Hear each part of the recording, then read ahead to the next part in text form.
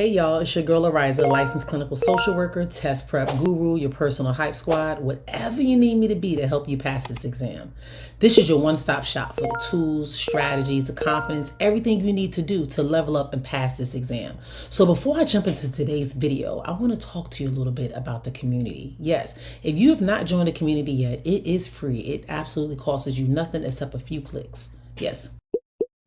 You have to fill out some questions, join the community, get in there, answer some questions, connect with people. Just being in that atmosphere, the vibe, the LCSW vibe, just kind of makes you feel like I'm ready to test. Everyone in there has the same goal. So it's a good community, a good space, a good place that you can connect and just meet people. Maybe you want to extend and elevate your knowledge and skill set and when it comes to taking the test. So maybe you decide to, join the community or join the coaching community, should I say, or the test prep course. Whatever it is, join the community. Just kind of get lost and look all around and see what you can get out of it.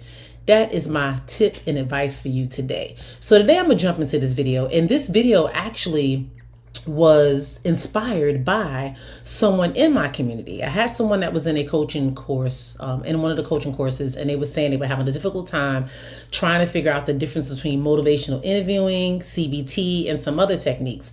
And I know from just people sharing with me in past experience that there's a lot of things on the exam about motivational interviewing. So this video is just about that. So I don't know if you're planning to take the test. I don't know if you're a graduate student. I don't know if you're a current clinician, someone is actually practicing and engaging in private practice. Maybe you just need a refresher. You need to know what motivational interviewing is and how you can better be equipped to assist your clients and help them get to the next level. So stay tuned as I go ahead and share my screen so we can jump right in.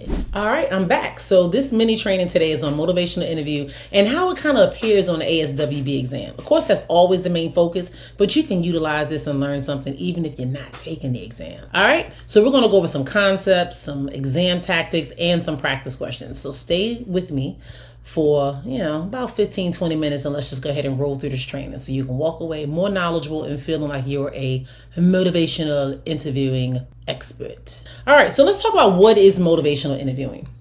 First and foremost, motivational interviewing is a client-centered, goal-oriented method that helps clients resolve ambivalence and enhance their motivation towards change.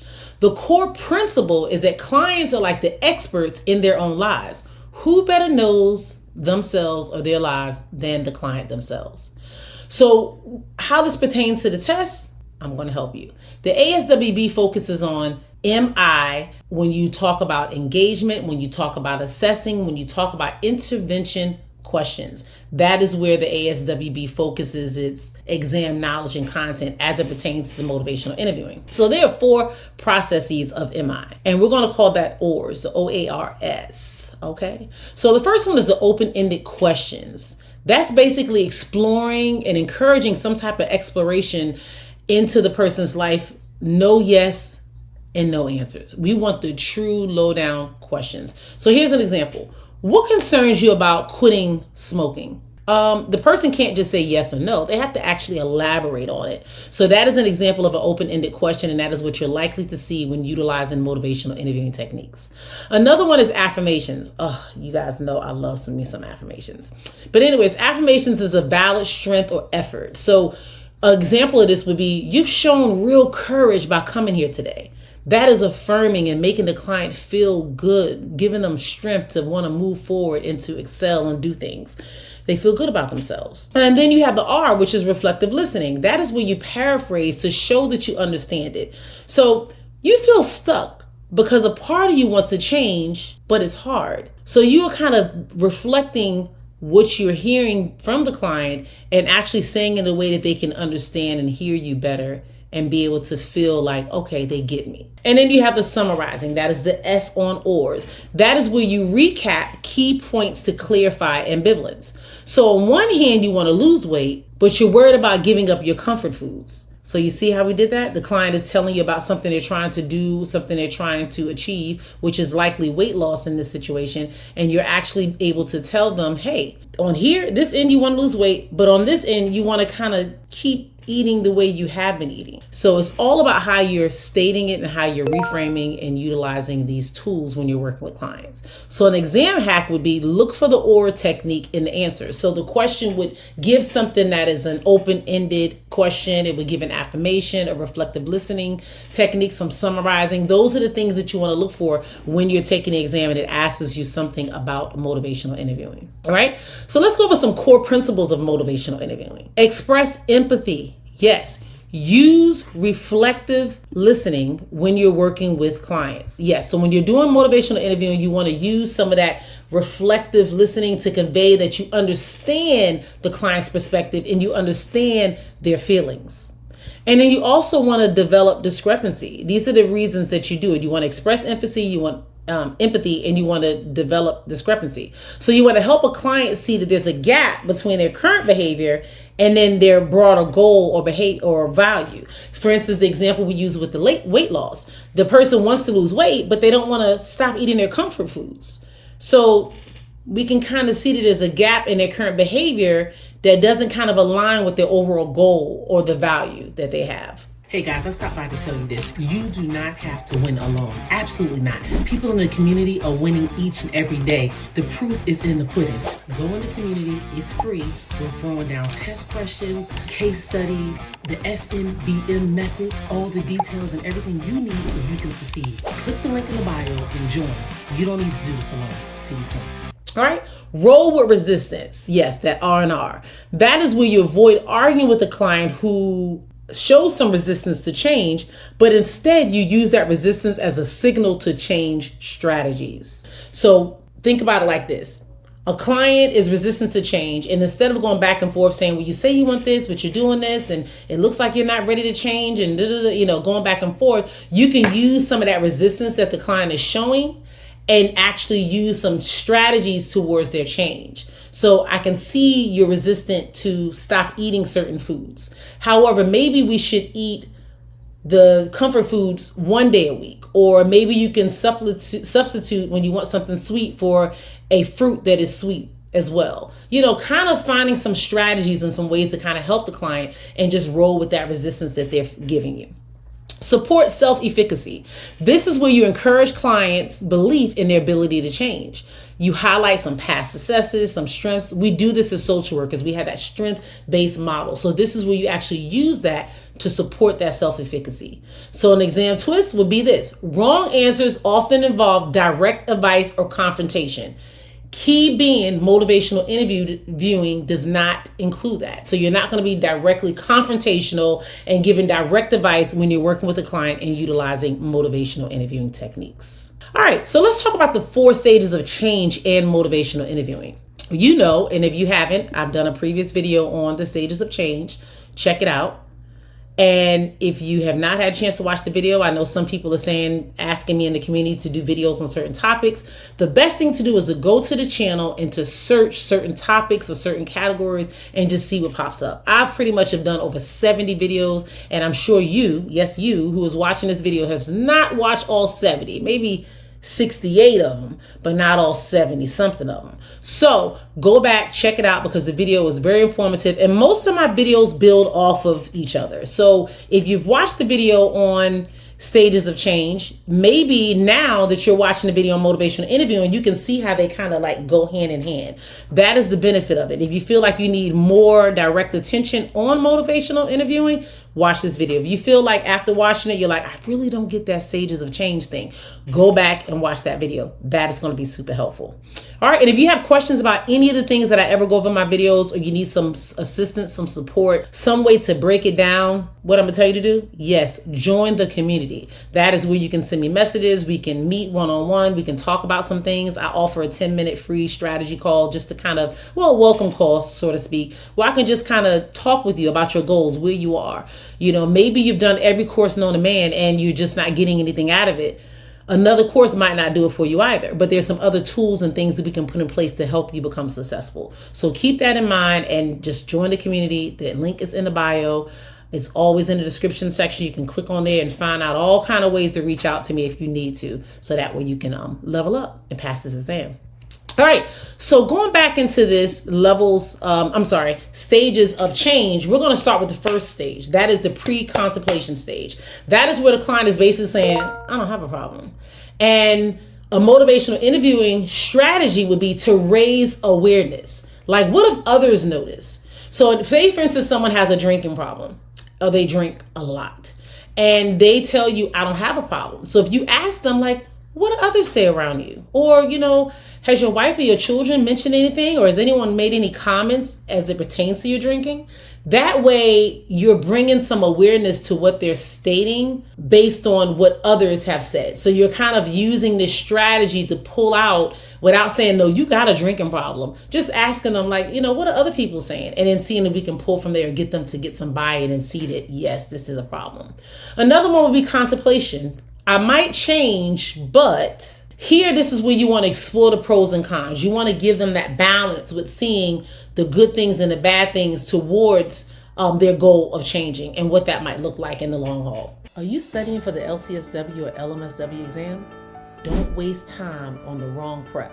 Try my test prep program for free with a full module that gives you the real strategies, the real practice, and real results. Plus, you get access to my exclusive test prep community where you'll find support, study material, and accountability. No risk, no stress, just results. Click the link in the bio so you can get ready to win with the winning team. And then you have the third stage, which is preparation. I'm ready to try. That is where the person is thinking at that moment. They're ready to try. So here you're going to help set up some small achievable goals. Because if someone's able to reach a small goal, it motivates them to keep going to reach the larger goals. If they can't reach something small, it looks like that large one is just out of reach. So that is why you want to start small and kind of help them be able to reach some goals and achieve those goals. All right, and then the fourth stage is action. I'm doing it. Yes, at this point, they're like, I got this. Support and troubleshooting barriers. This is what takes place in that stage. So this is the stage where they realize I'm doing it, and you're providing support, and then you're also helping them look at some of the barriers that might come or some barriers that are present and helping them figure out some ways to resolve it. All right, hope you get what I'm throwing at you. All right, and the last stage is maintenance. I've changed long-term. Yes. So at this point, the person has made some changes. They've been consistent. It's been going on for a while, and they are pretty solid in their change process and the goals that they're working towards. Your goal as an MI therapist or a therapist utilizing motivational interviewing is to reinforce some coping skills. Like, hey, you've been doing an exceptional job with not drinking alcohol, making sure that you don't put yourself in situations that make you tempted. However, we want to make sure we're consistently doing this and we don't fall backwards. So make sure that you blah, blah, blah. Continue to go to your AA meetings. Continue to reach in with your sponsor. Like, you're going to reinforce some of the coping skills and strategies that are going to help them be successful for the long haul. All right. So a clue for the exam is you want to match the intervention with the stage. So if it's talking about reinforcing coping skills, you know you're not at the pre-contemplation stage. That's basically what that is saying. Understand what's happening in those stages of development so you'll know exactly what strategy and what could be utilized in that process. All right, so let's talk about motivational interviewing versus other therapies. CBT, everybody's fave. Well, maybe not everybody's fave. It's kind of like my fave. But then, no, I heard a lot of people say this is kind of their fave. Most people are like, what do you use when you're working with clients? I use CBT. You hear that all the time. So that's why I just said it's everybody's fave. But anyway, CBT focuses on the thoughts and behaviors. MI focuses on the ambivalence. That is the uncertainty, not being clear, not knowing all the way how you want to proceed and move forward. Solution-focused therapy is future-oriented. You're helping the client focus on their future by dealing with what's happening in the moment so they can progress and move forward. So it's very short, but it's also very future-oriented. Where MI explores what currently motivates them, what's taking place in the here and now is what MI does. And then directive counseling. So that is pretty much therapist-led, where the therapist is kind of running the show and, providing some directives on how to move forward and what to do with the client. But MI is client-driven. This is where the client is the what? Expert. Absolutely. So that is something to be mindful of. A red flag for wrong answers would be telling the client what to do. We already shared in the earlier slides that with MI, we're pretty much motivating, supporting, kind of encouraging the client to do certain things, but we're not telling them what to do. It is therapist driven, No, it is client driven, client led. They see their goals, their potentials, their strengths, and all those types of things and decide how to move forward. We just help guide them, or should I say motivate them. So when we're applying the FNBM method to motivational interview on the exam, yes, you guys know I'm going to put this method in everything that we do because I want you to understand it. The FNBM method is just a game changer, y'all. I've had so many people reach out to me, whether it's TikTok, Instagram, definitely on YouTube. I have like a list of reviews of so many people have showed me how this has helped them go in that test and see things from a different lens. So I hope at the very least, if you're not joining the community, you're not connected with me for coaching or private tutoring or any of the other stuff that I offer, at least get this free nugget of the FNBM method and learn how to utilize it when you're answering these test questions. So understanding the FNBM for motivational interviewing questions. That was a tongue tie. The FNBM method, that's where the first, next, best, most. It's a strategic framework for tackling and prioritizing how you answer a question. So let's go ahead and dig into how we're going to use this and apply it to the motivational interviewing. So first, if you have a first question, that's immediate action, right? First thing we're doing. So in motivational interviewing, the first step is always to establish rapport and to engage the client. We want to look for answers that demonstrate active listening, open-ended questions, or reflections. That is the what? Yes, the OARS, the OARS. Yes, the open-ended questions, the active listening, the reflections. We want to make sure that we're utilizing that when we're working with clients. And if you see that in a test question that says, what do you do first? We want to make sure that some of these things have already been done, or if they haven't, it kind of leads us to which direction we should be heading. We want to avoid answers that jump straight into advice giving or confrontation. We do not do that. All right, guys, real quick. I'm always talking about the community, the LCSW vibes. We leveling up. And this is the sneak peek of the community. As you can see, it's on and popping. We got a lot happening. I got ethics over here, human development, or study guides that you guys asked me about on the YouTube channels. All right there. Test questions. You just want to level up and learn and see if you can answer those questions. I'm testing your knowledge. Let me go back to the home screen. If you want to learn more about what services I offer and what other things are there, that is where you go to the learning tabs. We leveling up. So why don't you join so you can level up too? All right. So the question says next. This is logical. This is what follow-up is. So say, for instance, the first question, we have already established rapport. We have already engaged with the client. We've done some active listening, some open-ended, all of that stuff we've done. So now after we've engaged the client, the next step is typically exploring the ambivalence. We built that rapport. So now it's time to explore what's making them, be a little uncertain or unclear about where they're heading to. We want to watch for questions that ask what to do after initial contact. The answer usually involves like evoking change, assessing readiness. All these types of things are normally the next thing we do after we have done some type of engagement with the client. You got it? We got the F for first, the N for next. What's coming next? Yes, that B. This is the best. The best, baby. All right, so the best is most clinically effective. The best MI intervention aligns with the client's stage of change, and it uses the OARS, the open-ended questions, the affirmations, the reflections, the summarizing, all of that stuff. So that is what the best MI interventions does or utilizes, these techniques. It will feel collaborative, but not directive. It feels collaborative because you're working with the client. Remember, this motivational interviewing is client driven. So you as a therapist or the counselor, whatever your role is in working with this client, you want to be able to connect and feel like y'all are collaboratively working together and not you just being direct and saying what needs to be done. Let's move on to number 4, which is the most. That is the highest skill and impact. The most effective responses demonstrate advanced MI skills. So we're talking about those complex reflections, eliciting change talk, rolling with resistance. So all these terms we have discussed and went through, and I'm sure if we have not in this presentation, you are familiar with it because you guys have all been to graduate school or all actively practicing or doing something where motivational interviewing is not as foreign as it once was. So this is just a kind of a refresher and just to kind of put some of those things back in the forefront. Well, not in the back, in the forefront. So it got to be in the forefront of your mind because it probably was in the back of your mind. Now you need to bring it forward. So remember, these answers show the social worker's ability to deepen the conversation. All right, so the favorite part is when I throw out these questions. Everybody just loves the questions because, of course, what are you doing? You're practicing for the exam, and the exam is full of what? Questions. So I got 2 of them for you right here. Question number 1. Here's a scenario. A client says, I know I should quit smoking, but I tried before and I failed. What's the point? What's the point? So the question here is, what should the social worker do first?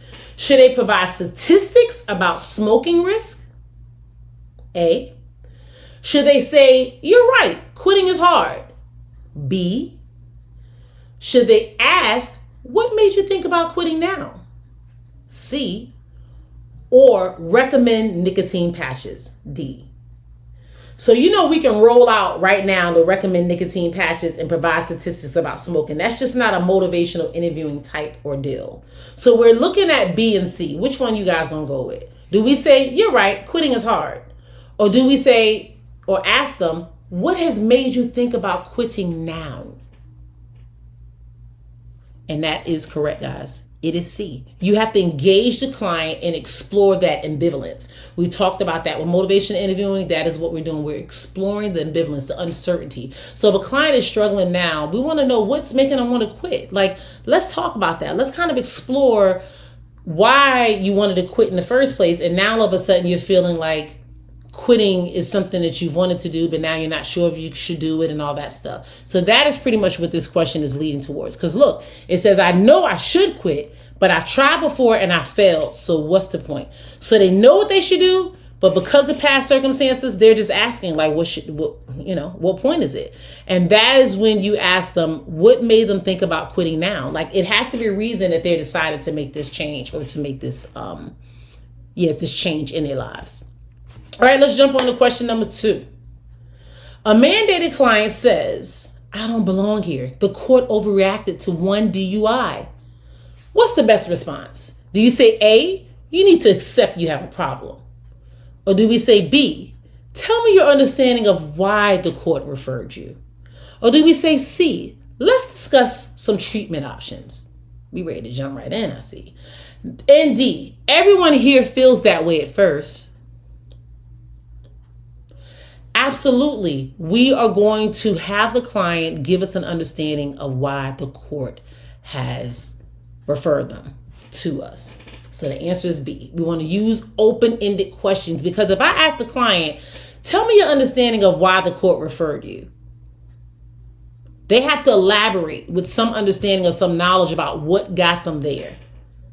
If we jump into let's discuss treatment options, we're jumping right into treatment, guys, right up in there. And we still are trying to figure out this mandated client, like, do they even understand what this means with the court? They're saying the court overreacted with the DUI, but do they understand like the severity of it? Do they know what a DUI is? Do they understand the consequence? All of that good stuff. So that is pretty much question number 2. So don't forget, guys, to like, subscribe, share. Don't forget to hit the bell so you can never miss the drop.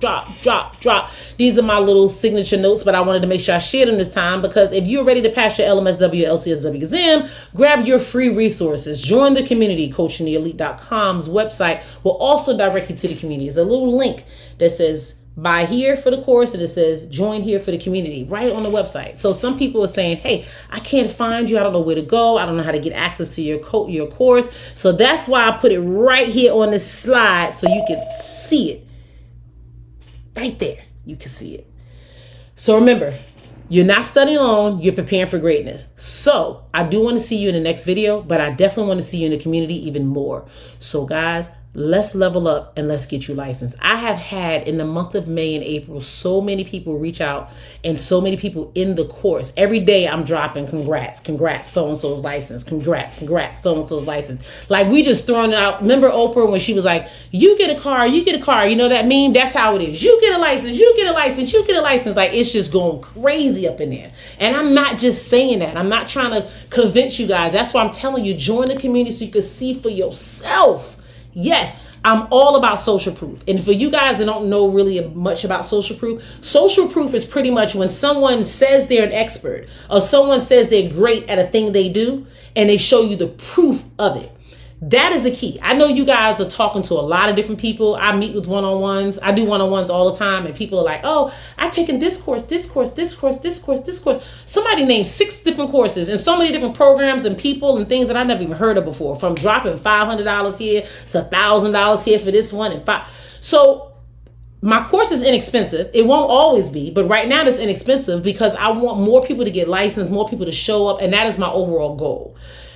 As you all know, when you do something, you do something well, the blessings come regardless. So it's not about the money, but I also believe that you have to, people who pay, they show up. So whether it's $100, $200, $1,000, $1,500, when people put their money towards something, they tend to show up and show out and give things their all. That is just a fact.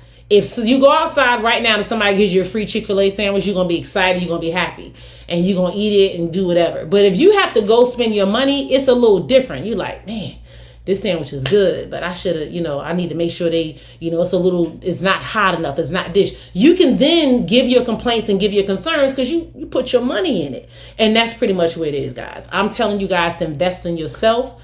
Make sure that you're doing what you need to do so you can be successful and you can earn those 4 letters. I'm telling you, this summer is going to be so many people getting licensed, so many people walking around with that LCSW or that LMSW. It's going to be crazy. And I'm not saying that because I just want to kind of toot my own horn or just get you guys motivated to join the community. Because the reality of it is, if you guys don't join, there are plenty of people in there that's getting licensed and they just doing what they do. And that's enough excitement for me. I just want to share the love with everybody. So that is why I'm telling you guys to do that.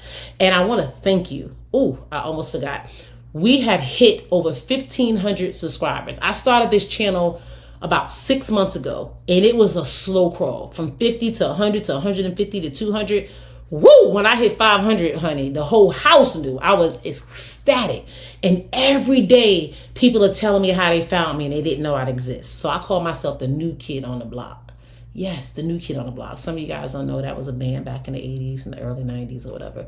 You might be too young to know it. But anyways, the new kid on the block. And that's what I consider myself. But I'm telling you, I'm here, I'm making my mark, and I'm getting you licensed. That's all you need to know. So I still kept this video under 30 minutes, even with all my little ad libs at the end. Thanks for watching. And if you stuck to the end, hit in the comment sections, I stuck with you.